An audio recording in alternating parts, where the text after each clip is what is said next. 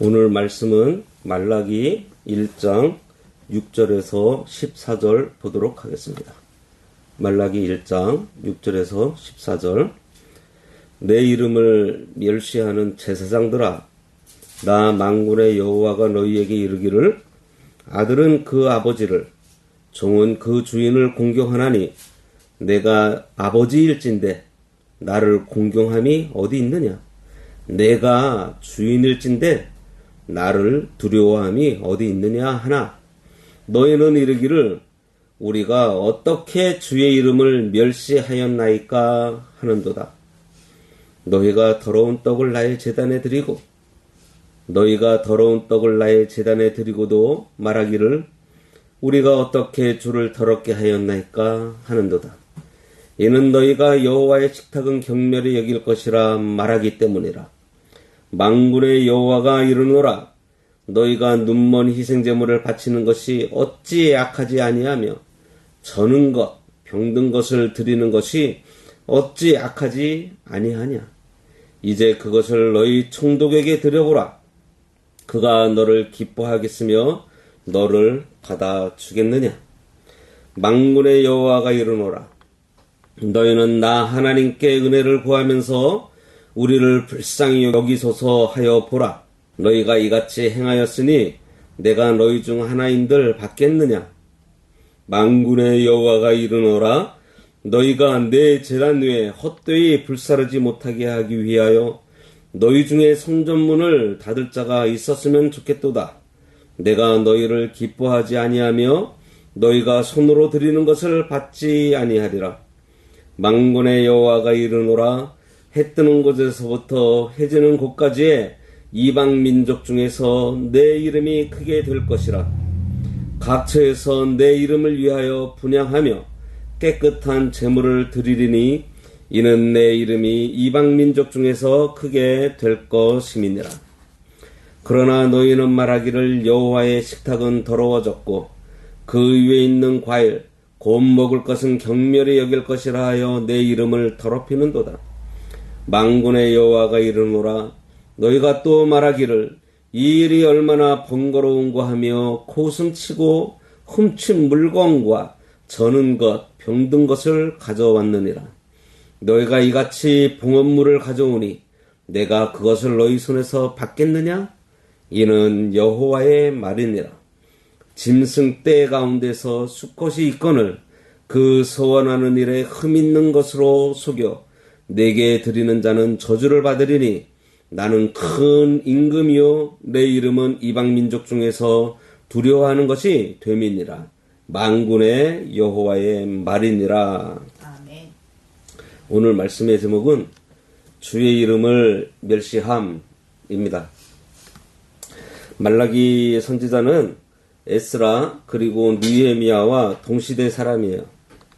말라기는 12권의 소선지서 중에서 마지막 책인 동시에 구약의 마지막 성경이고요. 바벨론 포로에서 돌아온 다음에 기록된 성경입니다. 말라기서가 기록될 당시, 그러니까 주전 5세기경에 이스라엘 사회는요, 정치적으로, 종교적으로, 경제적으로 암담한 상태였어요. 바벨론 포로에서 돌아온 이스라엘 백성들은 학개 선지자나 스가랴 선지자 등의 권고를 받아서 하나님의 말씀대로 잘 순종해서 성전 건축을 마쳤습니다. 그래서 이제 하나님께서 크게 복을 주실 것이라고 기대하고 있었는데 그들이 기대한 대로 그 복이 임하지가 않았어요. 지극히 인본주의적이고 민족주의적인 관점에서 눈에 보이는 하나님의 역사가 바로 임할 것으로 믿었던 이스라엘 백성들은요, 제1차 바벨론 포로 귀환 후에 무려 100년이 지났음에도 불구하고 실현되지 않는 데에 대해서 조금씩 의심을 품기 시작했습니다. 그래서 이스라엘 백성들은 하나님의 약속에 대해서 이제 의심하기 시작했어요. 우리가 하나님의 말씀대로 성전도 건축하고 성벽도 재건했는데 왜 하나님께서 복을 주시지 않지? 이거 우리 속은 거 아니야? 그러면서 의심하기 시작합니다. 이에 이스라엘 사회에는요, 경건하게 하나님을 섬기는 사람들보다 하루하루 안일함과 만족을 얻기 위해서 온갖 불의를 일삼는 사람들이 대부분을 차지하기 시작했던 거예요. 그에 따라서 하나님의 공의에 대한 신앙적인 의구심도 증대되어만 갔습니다. 특히 백성들의 신앙을 올바르게 지도해야 할 제사장들이 성전 제사를 드리기 위해서 백성들이 가지고 오는 좋은 제물들은 자신들의 배를 채우고 흠있고 병든 제물을 바침으로 해서 하나님의 거룩한 제단을 더럽히는 죄악을 일삼았고요. 이로 인해서 성전은 이스라엘의 신앙과 생활의 중심이 아니라 오히려 죄악의 온상이 되고 있었던 것입니다. 그리고 이러한 제사장들의 불의에 불만을 품은 백성들은요, 성전 제사와 제사장들의 생활 유지비로 사용되고 있는 11조 헌납을 소홀하게 여길 수밖에 없었던 거예요. 오늘날에도 11조는 구약의 제도이니 율법은 폐지되었기 때문에 드려야 된다, 말아야 된다, 이렇게 왈가왈부하는 이유가 뭔지 아세요? 바로 교회의 목사들이 이때 말라기 시대의 제사장들처럼 자기 배만 채우는 등의 모습을 보면서 당시에 이스라엘 백성들이 11조를 드리는 것을 소홀히 하는 것과 같은 맥락으로 암흑기가 오게 되면 일어나는 현상인 것입니다. 그때 당시에도 이들이 11조를 드리지 않은 이유가 바로 이러한 것들이었어요. 그리고 가장 중요한 신앙생활이 무너짐으로 해서 가정 그리고 사회생활이 무너지는 결과를 가져온 것은 필연적이었던 것입니다. 이미 에스라 또 느헤미야의 개혁을 통해서 이방인과의 통혼하는 문제들이 다시 말라기 때 심각하게 대두가 되었고요. 그리고 남편이 애매하게 아내를 학대하고 또 강제로 이혼하면서 내쫓는 패역한 일들이 나타나는 것이 그 대표적인 신뢰들입니다. 가정이 먼저 파괴되는 거예요. 이에 말라기 선지자는 즉각적으로 메시아 왕국이 임하지 않는 데 대해서 회의하고 타락해가는 백성들에게 구약시대 내내 수많은 선지자들을 통해서 예언하신 메시아가 예언한 그대로 오실 것과 또 그날의 악인들은 멸망의 심판을 면치 못할 것, 그리고 오직 의인들은 영광스러운 메시아 왕국의 복을 누리게 될 것을 전하는 책이 바로 말라기서입니다. 말라기는 앞에 1에서 5절에서 이스라엘을 향한 하나님의 사랑을 언급하고 있어요. 그리고 오늘 본문에서는 이스라엘의 타락을 책망하고 저주를 선포하고 있는데 특히 영적 지도자라고 할 수 있는 제사장의 범죄를 책망하고 있습니다. 그런데 제사장들과 백성들은요, 자신들이 하나님을 어떻게 멸시했냐고 하나님 앞에 항변하면서 자신들의 죄가 무의식적으로 범하고 있다는, 그러니까 그들의 죄가 습관화가 되었고 하나님 앞에 정성을 들이지 않고 있다는 것을 잘 드러내고 있습니다. 그들의 죄는 먼저는 하나님을 멸시한 죄예요. 6절에 보면 내 이름을 멸시하는 제사장들아 나 만군의 여호와가 너희에게 이르기를 아들은 그 아버지를 종은 그 주인을 공경하는데 내가 아버지인데 나를 공경함이 어디 있고 내가 주인인데 어찌 나를 두려워하지 않느냐. 그러면서 우리가 어떻게 주의 이름을 멸시합니까? 라고 따지고 있느냐 하고 책망하고 있어요. 하나님께서 부자관계 그리고 주인과 종의 관계를 예로 들어서 하나님을 멸시하는 제사장들을 책망하고 계십니다. 아들이 그 아비를 존경하고 종이 그 주인을 두려워하는 것이 마땅하듯이 하나님의 자녀인 성도가 아버지 하나님을 공경하는 것이 당연해요. 자녀가 아버지를 공경하고 종이 주인을 두려워하는 것은 신앙을 떠나서 인간의 윤리적인 아주 당연한 보편적인 일입니다. 그런데 이스라엘 제사장들이 영의 아버지 또 주인 되시는 하나님을 공경하지 않고 멸시했다고 지금 말씀하고 있어요. 마땅히 공경할 자를 공경하지 않는다는 것은요, 자연히 그 윗사람을 멸시하고 있다는 거예요. 그렇잖아요. 하나님께서는 이스라엘 백성들의 죄악상을 책망하시기 위해서 먼저 그들의 영적인 문제를 책임지고 있는 이 종교 지도자, 제사장들의 위선과 외식을 지적하면서 책망하십니다. 당시 제사장들은 결코 신령과 진정으로 하나님을 섬기지 않았습니다. 그저 형식적인 제사를 드리면서 스스로 자신들의 의무를 다했다고 여기고 있었던 거예요. 하나님과 백성 사이에서 중보자 역할을 하면서 백성들을 하나님께로 인도해야 하는 제사장이 이러고 있으니 백성들은 어떻겠어요? 그러니 교회에서 가르치는 위치에 있는 자들의 역할이 얼마나 중요한지 모릅니다. 이러한 제사장들에게 하나님을 멸시한다고 책망하고 있는데 뭐라고 해요? 우리가 어떻게 주의 이름을 멸시했습니까? 이러면서 자기들의 잘못을 깨닫지 못하고 있습니다. 그들이 하나님을 멸시한 행동은 의식적이 아닌 무의식적으로 한 것입니다. 뭐예요? 죄가 습관화가 되어 범죄하고 있다는 것도 모를 정도가 된 거예요. 이와 같은 그들의 태도는요, 죄악을 행하고도 도무지 깨닫지 못하는 인간의 부패한 심성을 그대로 보여주고 있습니다. 제사장들이 하나님을 멸시한 죄는요, 사무엘상에서 엘리 제사장의 두 아들 홈니와 비느하스에게 잘 나타나고 있습니다. 말라기에서 하나님께서 지적하는 죄를요, 그들이 그대로 범했었습니다. 성전에 들어가는 제물을 이들이 가로채서요, 좋은 것은 자기의 소유로 삼고 별 볼 일 없는 것을 하나님께 드리고 성전에서 일하고 있는 여인들과 동침하는 그런 파렴치한 일들을 자기의 권력을 이용해서 범했던 거예요. 여기서 그들이 범한 것에 대한 본질을 봐야 합니다. 그 본질을 사무엘상에서도 얘기하고 오늘 말라기에서도 얘기하기를 하나님을 멸시하는 것이라고 기록하고 있어요. 여기서 멸시라는 의미가요, 가볍게 여긴다는 의미입니다. 하나님을 가볍게 여기는 죄를 저지른 거예요. 하나님을 무시하고 하나님을 눈뜬 봉사같이 여긴 거예요.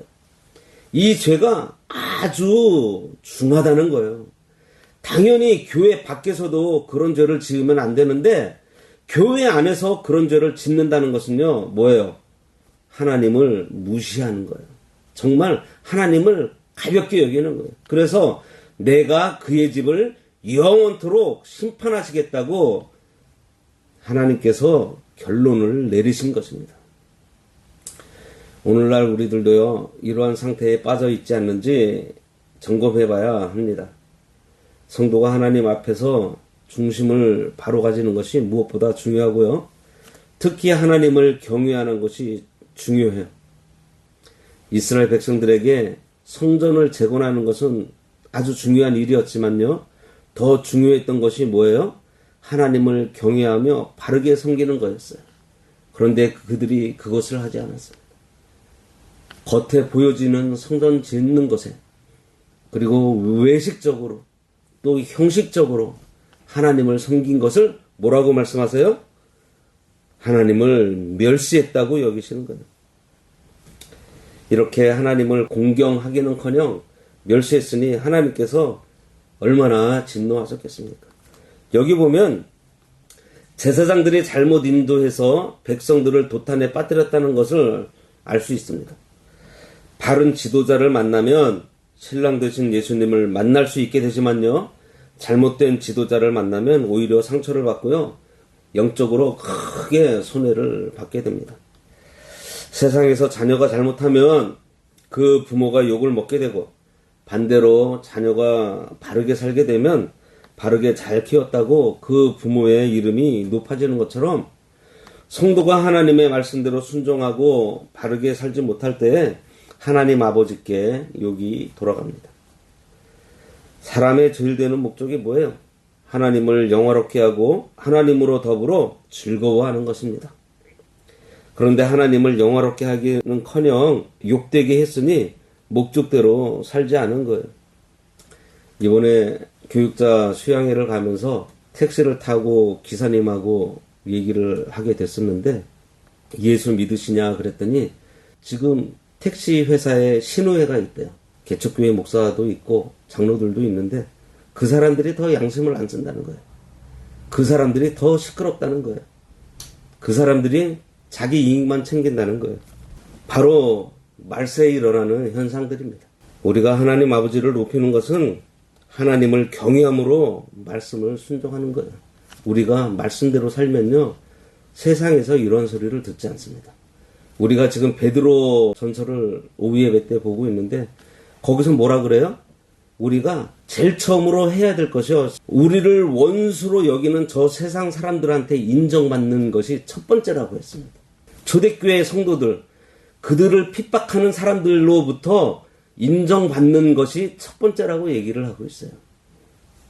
7절에 너희가 더러운 떡을 나의 제단에 드리고도 말하기를 우리가 어떻게 주를 더럽게 하였나이까 하는도다. 이는 너희가 여호와의 식탁은 경멸히 여길 것이라 말하기 때문이라.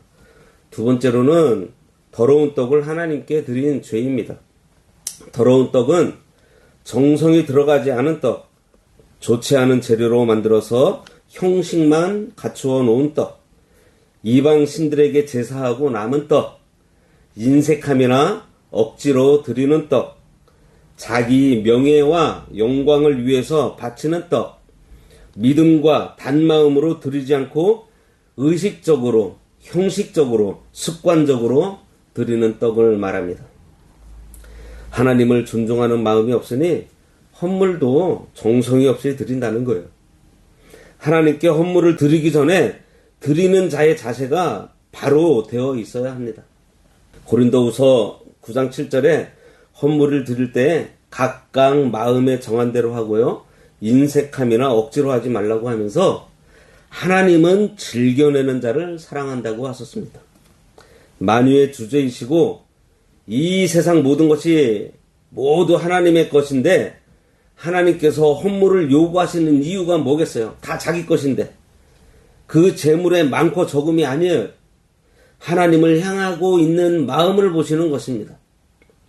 헌물뿐만 아니라 오늘날 우리가 예배 드릴 때나 찬송 드릴 때나 기도할 때나 말씀을 들을 때나 봉사할 때에 하나님을 사랑하고 하나님을 경외하고 하나님을 존중하면서 드리지 않고 하나님을 가볍게 여기면서 그냥 하던 대로 해왔던 대로 형식적으로 행하는 종교 행위는요, 전부 다 하나님을 멸시하는 행위입니다. 8절 만군의 여호와가 이르노라 너희가 눈먼 희생제물을 바치는 것이 어찌 악하지 아니하며 저는 것 병든 것을 드리는 것이 어찌 악하지 아니하냐. 이제 그것을 너희 청독에게 드려보라. 그가 너를 기뻐하겠으며 너를 받아주겠느냐. 흠 있는 제물을 드린 죄입니다.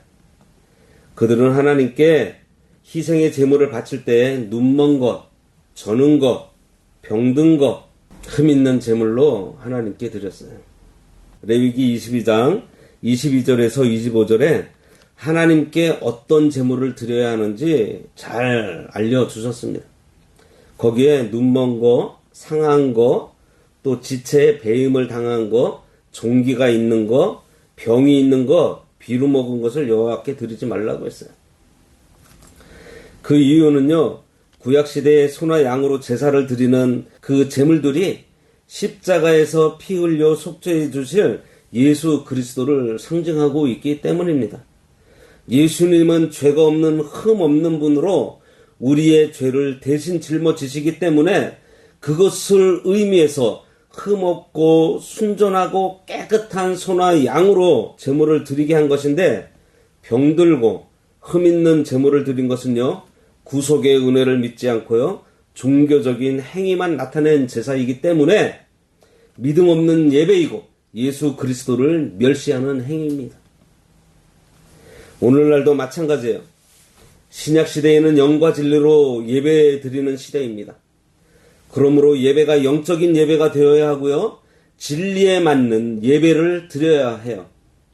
무엇보다 예수 그리스도의 구속에 대한 감사와 감격이 없는 예배가 드려져서는 안 됩니다. 그것은 단지 형식이고요. 마음이 없는 의식에 불과할 뿐이라는 거예요. 구속의 은혜를 믿고 생명의 도를 믿고 신령한 눈을 뜨고 신령한 귀가 열려서 신령한 음성을 들으며 드리는 예배. 그리고 그 말씀을 삶 가운데 순종하면서 사는 것이 온전한 예배입니다. 말라기는 병든 재물을 가지고 오는 백성들에게 그 재물을 총독에게 드려보라 이렇게 말하고 있어요. 여기서 총독은요, 정치적인 수상, 두령, 대통령, 지도자를 가리키는데 흠 있는 양을 총독에게 선물로 드리면 그 총독이 좋아하겠냐는 것입니다. 하물며 이런 흠 있는 재물을 하나님께 드리면 하나님께서 기뻐하시겠냐는 거예요. 그러므로 성도가 예배에 실패하면요, 삶에서도 실패하게 됩니다. 우리는 참된 예배를 회복시키고요, 신령한 기도를 회복시키고 영감 넘치는 찬송을 회복시키고 중심에서 우러난 헌신과 봉사를 회복시켜야 합니다. 9절 만군의 여호와가 이르노라 너희는 나 하나님께 은혜를 구하면서 우리를 불쌍히 여기소서 하여 보라. 너희가 이같이 행하였으니 내가 너희 중 하나인들 받겠느냐.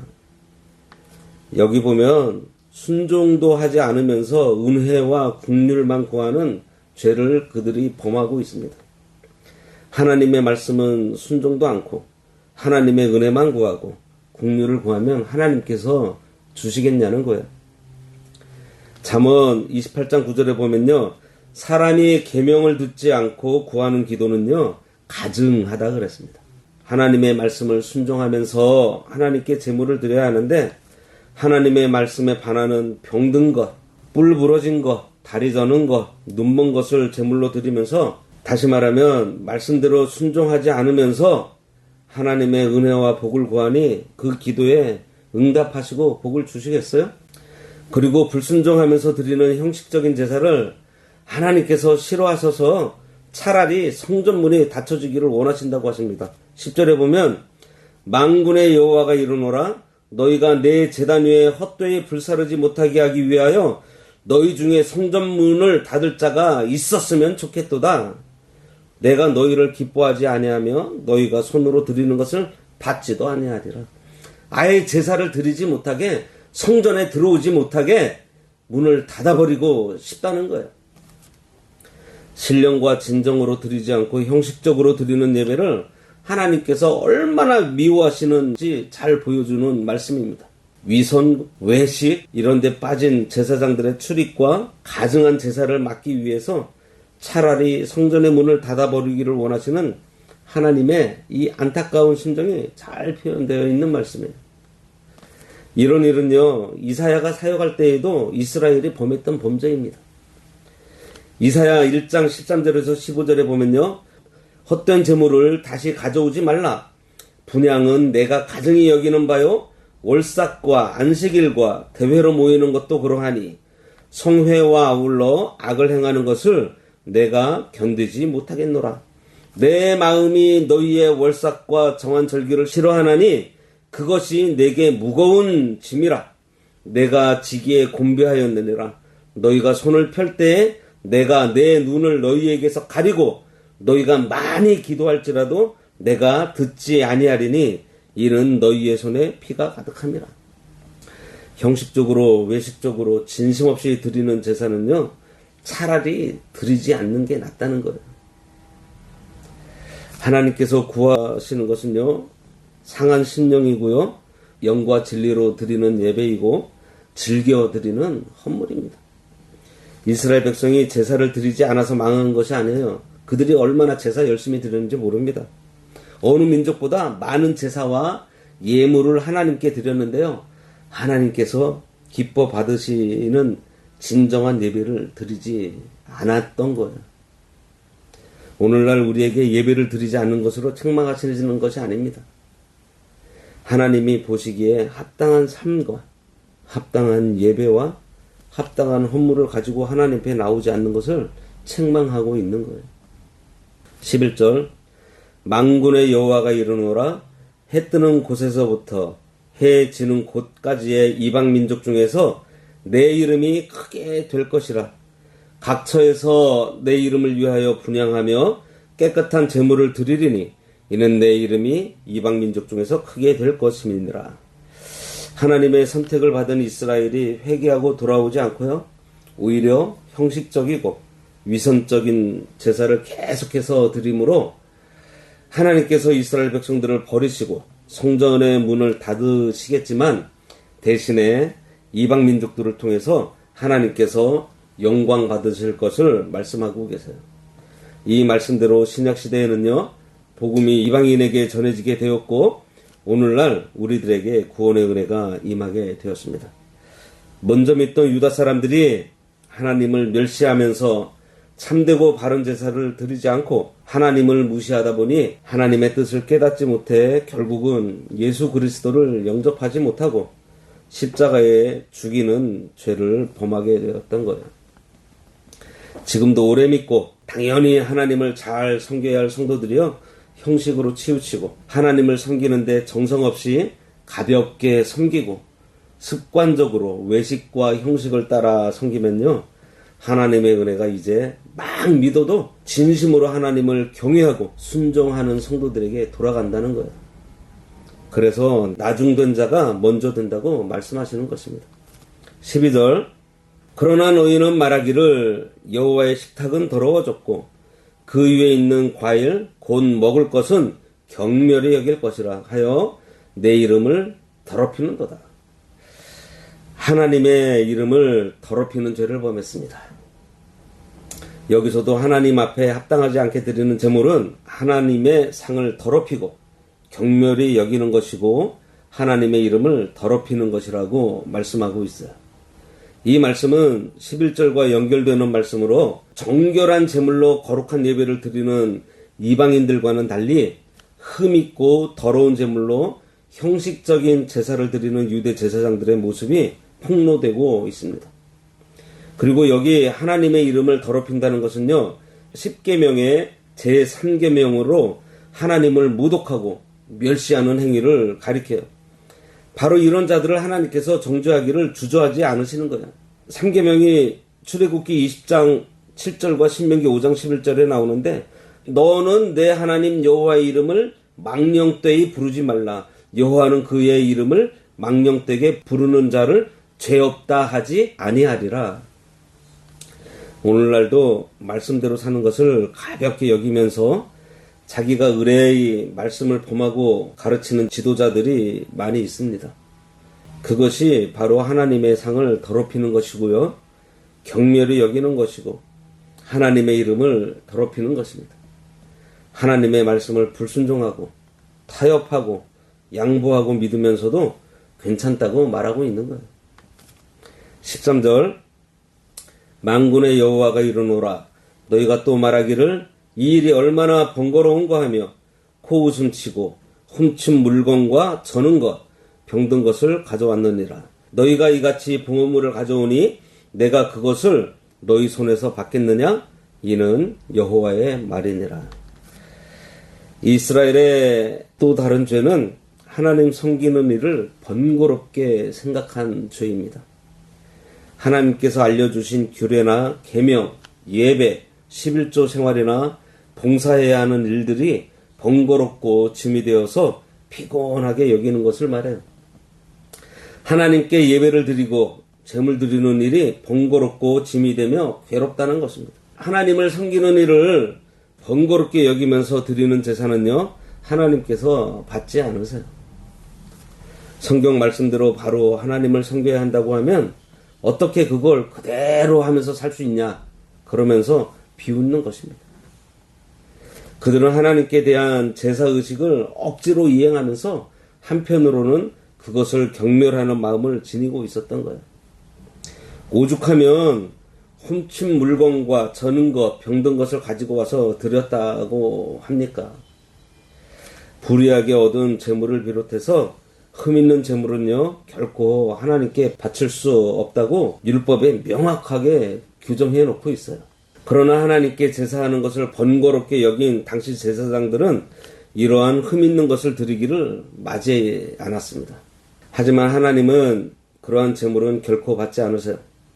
성도들의 헌물은요, 얼마를 바치느냐가 중요한 것이 아니고요, 믿음으로 얼마나 정성스럽게 준비했느냐가 중요합니다.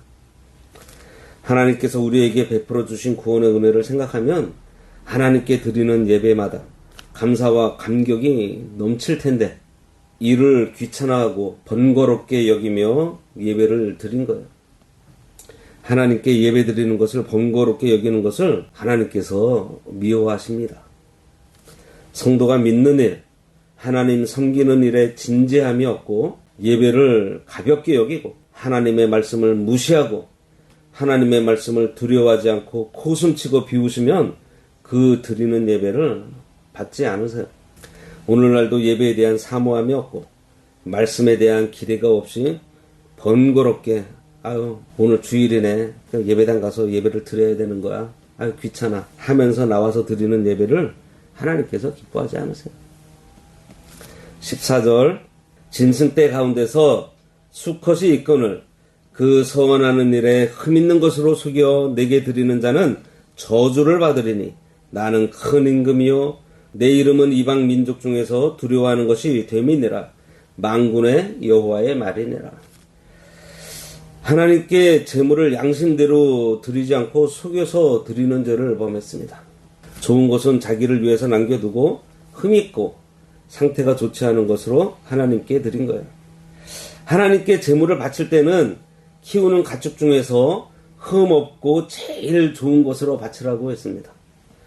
출애굽 당시 첫 번째 유월절의 희생제물이 흠없고 1년 된 양의 수컷이었던 것처럼요, 이스라엘 백성들은 반드시 소나 양이나 염소의 흠없는 수컷을 하나님께 바쳐야 했습니다.